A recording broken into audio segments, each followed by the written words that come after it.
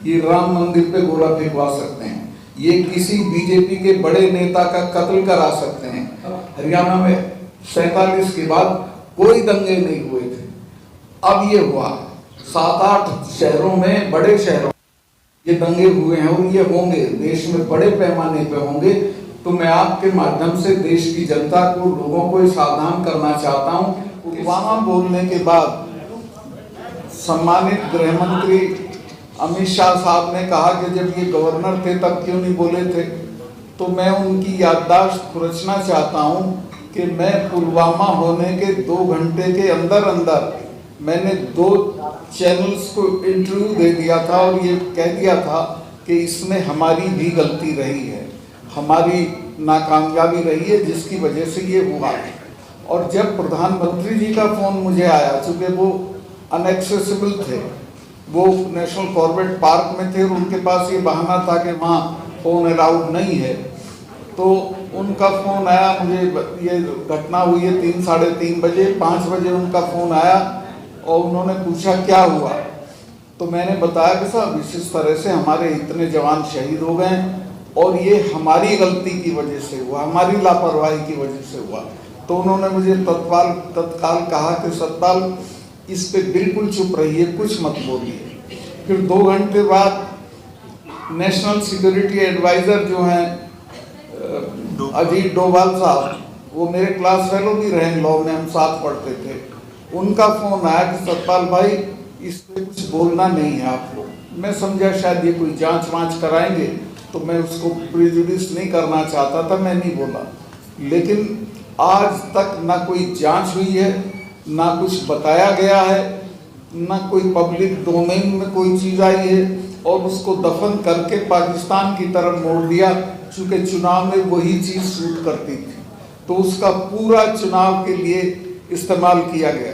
माननीय प्रधानमंत्री जी ने उसी दिन 5:30 बजे एक मीटिंग एड्रेस की रुद्रपुर में इलेक्शन की टेलीफोन से, उसमें भी पुलवामा का उन्होंने कोई जिक्र नहीं किया।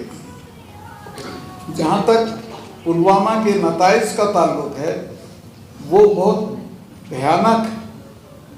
पुलवामा के होने के बाद और वो पूरे चुनाव उनकी आप देखेंगे, प्रधानमंत्री की वो हैं क्लिप्स, जिनमें वो कहते हैं कि वोट डालने जाओ तो पुलवामा के शहीदों को याद रखना।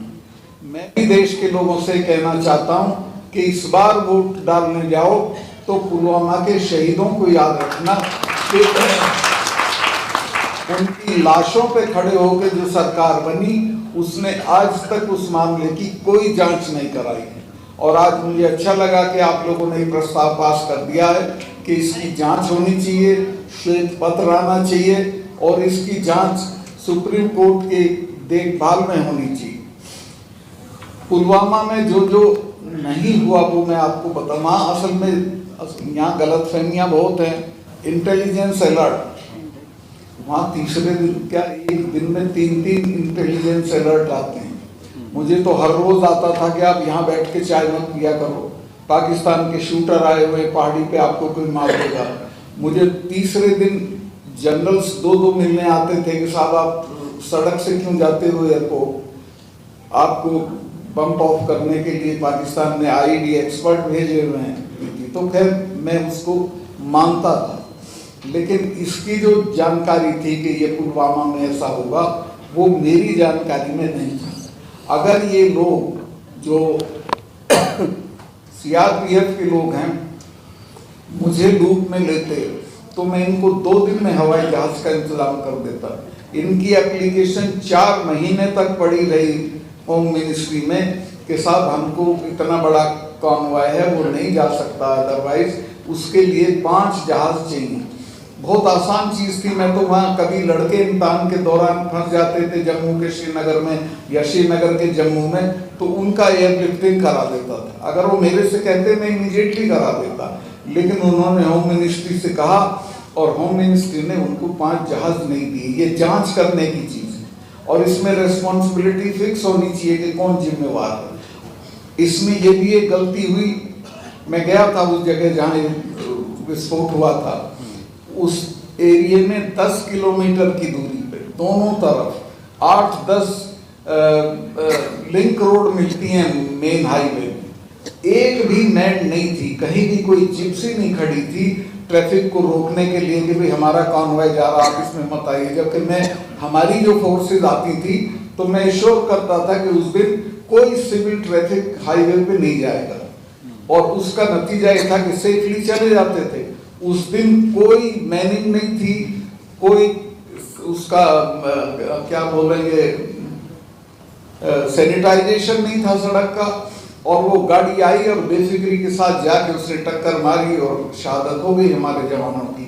और अब तक उसने किसी भी आदमी को जिम्मेवार नहीं ठहराया गया, क्योंकि इतनी लैप्सेस हैं उसमें कि बहुत सारे लोगों के सर रोल होंगे, लेकिन अभी तक कुछ नहीं किया गया। मैं उनको माननीय गृह मंत्री जी को ये कहना चाहता हूं कि उस वक्त के मेरे 2 बयान देख लें जो मैंने उसी वक्त पुलवामा होने के 2 घंटे के अंदर अंदर 2 इंटरव्यूज मैंने वहां एक चैनल को 2 चैनल को दिए थे कि ये हमारी गलती से हुआ है, इसमें हम जिम्मेवार हैं, हम उनको जहाज दे देते तो ये नहीं होता। लेकिन वो उसको एक्सेप्ट करेंगे तो दिक्कत होगी, कोई ना कोई जिम्मेवार ठहरा दिया जाएगा।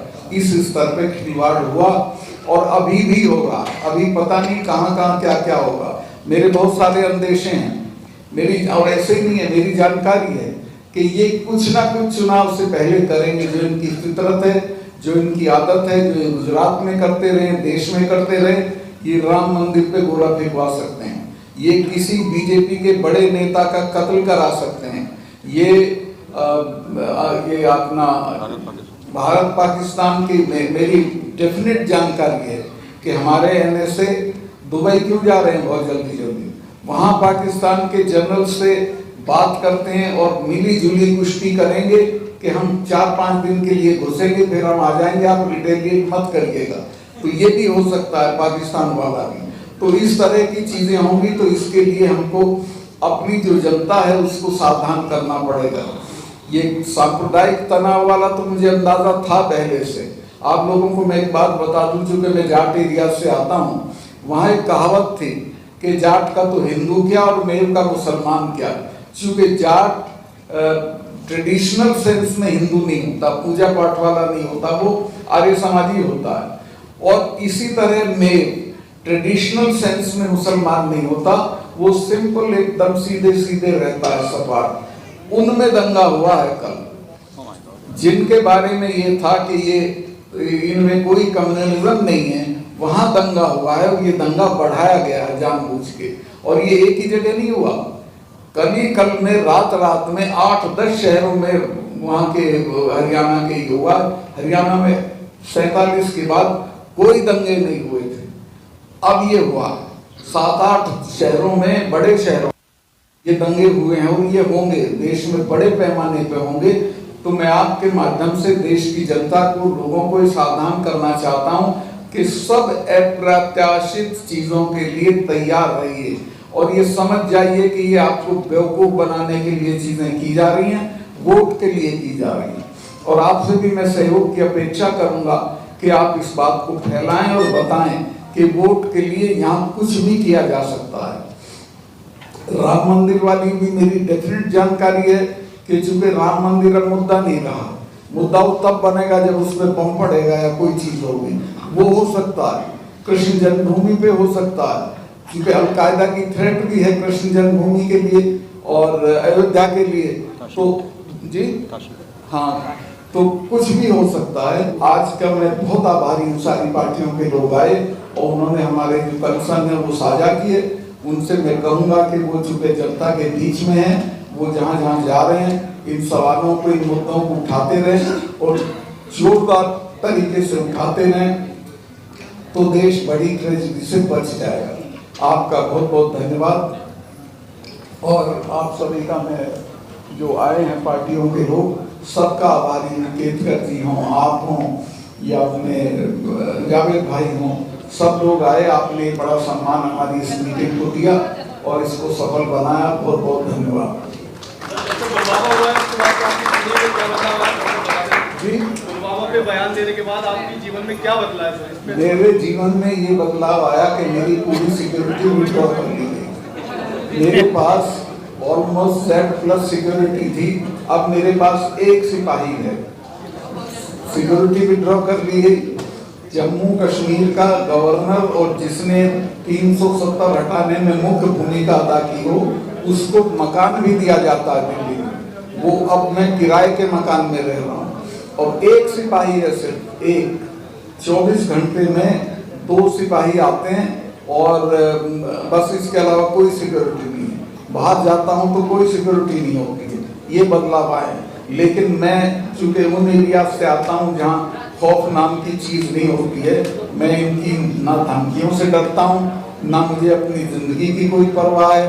और एक चीज और मैं आपके जरिए कह दूँ, कोई भी अटेम्प्ट अगर मेरी जिंदगी पे होता है तो मेरे लोग इनसे ऐसा बदला लेंगे कि याद रखेंगे। रिटायर तो इनको भी होना है, उसके बाद ये भी नहीं बचेंगे, तो इनको सावधानी के साथ डील करना चाहिए मुझे। Thank you.